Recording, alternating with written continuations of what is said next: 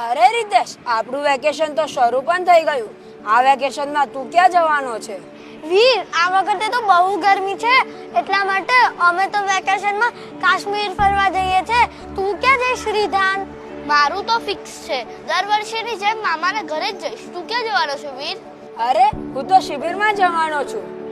શું શિબિર? કઈ શિબિર? કેવી શિબિર? હા, શિબિર. ચાઇલ્ડ સ્પેશિયાલિસ્ટ પરમ પૂજ્ય આચાર્ય ભગવાન શ્રી મલય કીર્તિ સુરેશ્વરજી મહારાજની નિશ્રામાં 1 થી 5 મે આગલો તીર્થમાં શિબિરનું આયોજન છે. પણ આ શિબિરમાં જઈને કરવાનું શું?